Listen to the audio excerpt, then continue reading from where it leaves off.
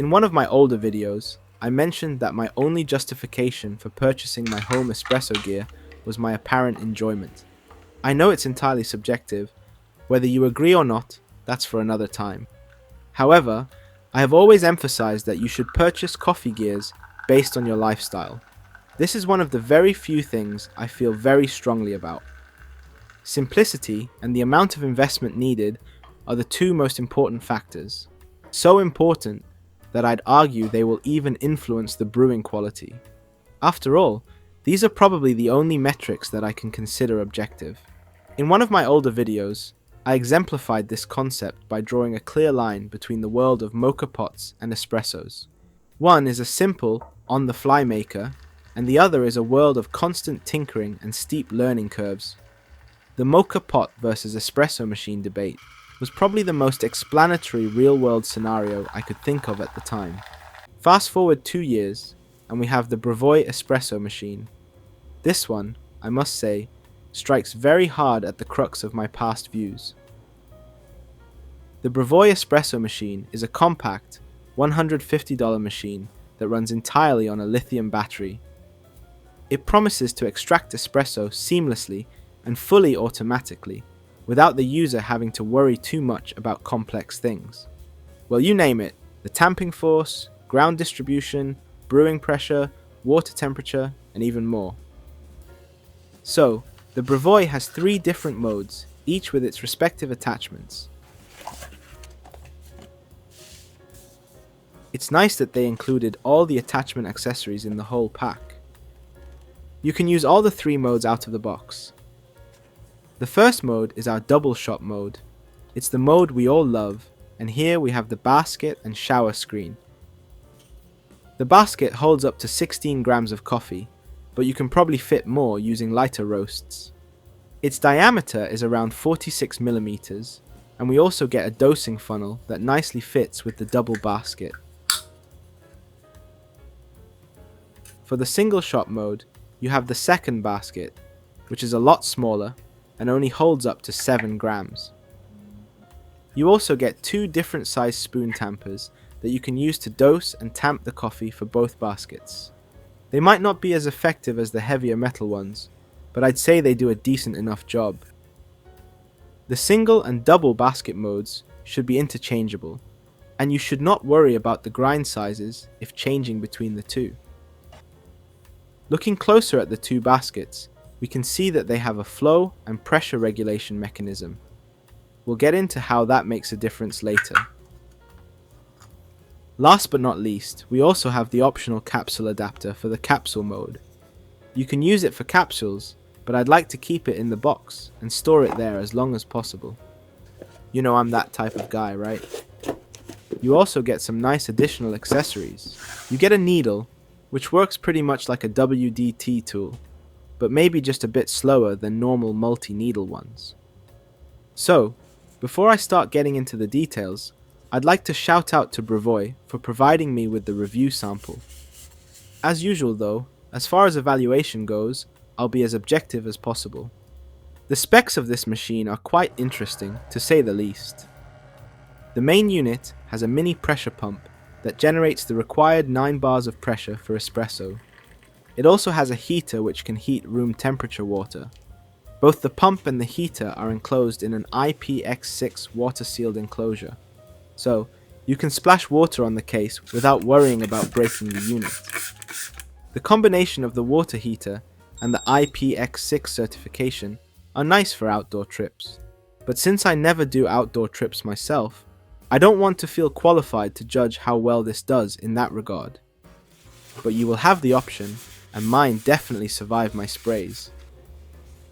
Moving to the lithium battery, we have a massive 9,000 mAh capacity that can last 6 to 7 cycles of water heating and up to 300 runs of espresso brewing. The battery is charged from the Type-C port on the back, covered by a rubber, water-sealed cover. You can charge it with any USB-C compatible chargers, but it's preferable to use ones that are high power and quick charge compatible. The machine's weight is around 660 grams with the portafilter and double basket. You can carry the whole thing like a water bottle. but there's also an additional carrying case. The pump inside can generate 20 bars of pressure, but is tuned to work around the 9 bar range common for espressos. So I know I should have compared this machine with my favorite home espresso maker, but since I currently don't have my Flair 58 with me, I had to compare it to the next best thing. That of course is the 58's little brother, the Flair Signature. I know it's not quite as fussy as the 58, but here, I will just show you what kind of differences you expect. This review will only focus on the double baskets, since it's the standard espresso for most of us. Singles are a nice option too, but that's probably for another time. The case also has some very interesting uses, as it has quite a lot of space inside. You can put in the main unit, a hand grinder, and some accessories. This costs an additional $40 US, but carrying this bag lets you have a coffee station anywhere you want. First, let's just run through the process quickly. Make sure that the battery is charged. You can do so by pressing the button and seeing the charging level. If that's confirmed, you can start weighing your beans and grinding them. This is a crucial aspect of using this machine. We'll get into how that works in a minute. Once that's done, get the grounds inside the basket. Stir a bit with needles and tamp with the included tamper. The force isn't too critical here, just be sure to be level and flush. Cover the basket with the shower screen, put it inside the holder and screw it in tightly to the base. Don't leave any gaps, as you should let no pressure to escape. In this demonstration, I'm pouring hot water. I like to weigh my water amount to get the exact output, but referencing the given marks can also work. Now, close the lid. You press the button twice to make the machine do its magic. If the machine is set to the hot water mode, the ring light will glow white, while it will blink green with the cold water mode.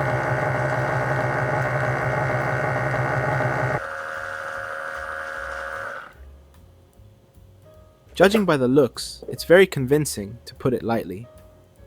The workflow is somewhat like the Flair Signature, but here's the deal.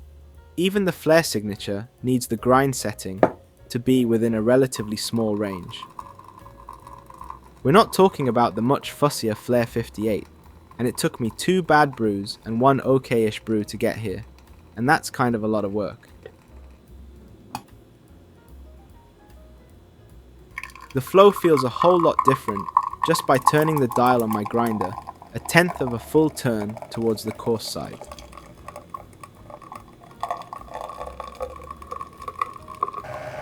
For the sake of comparison, this effect is not noticeable with the Brevoy.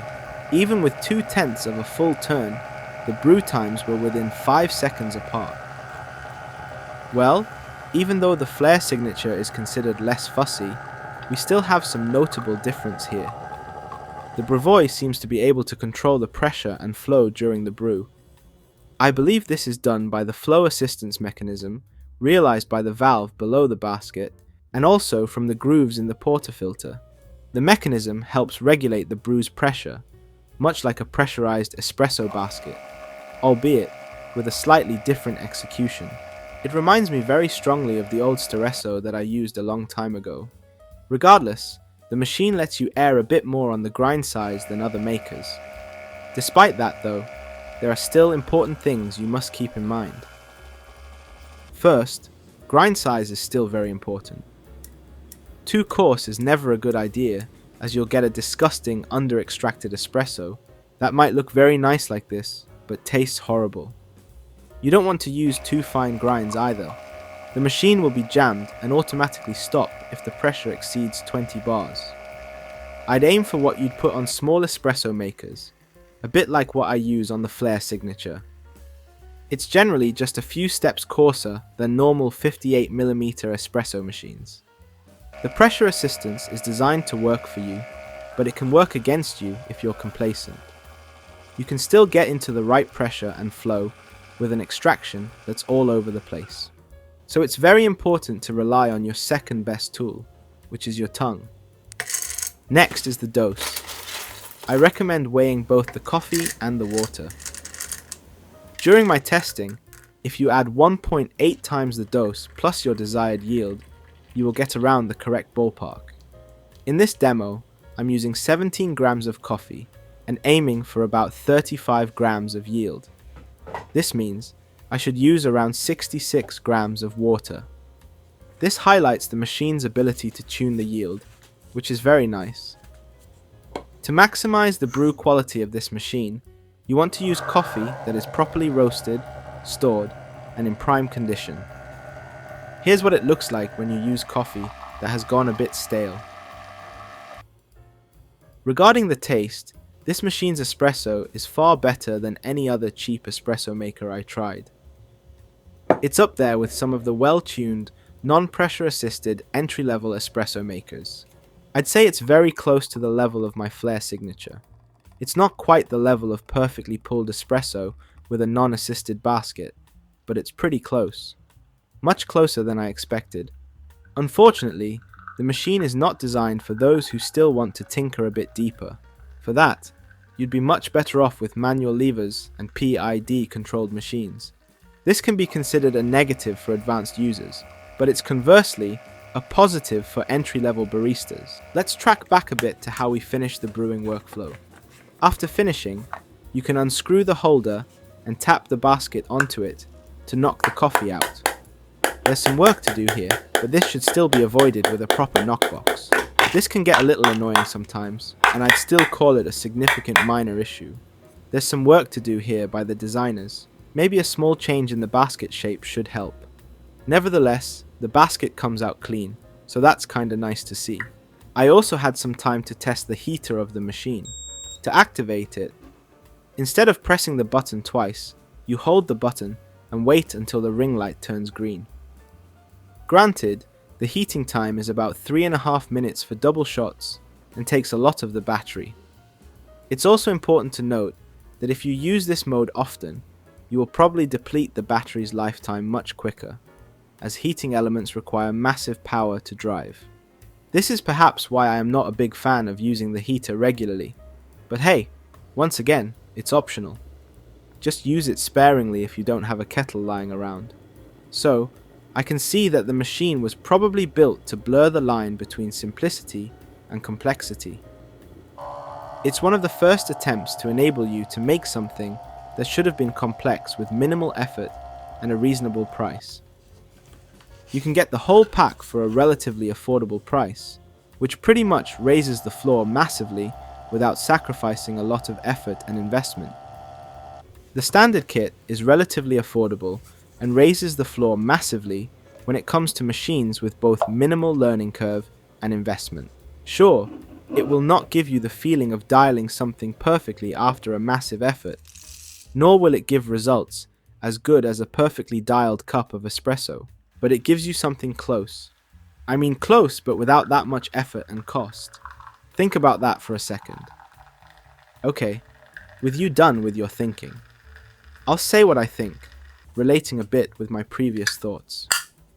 I still stand behind the notion that mocha pots and espressos are two completely different drinks that should be treated very differently.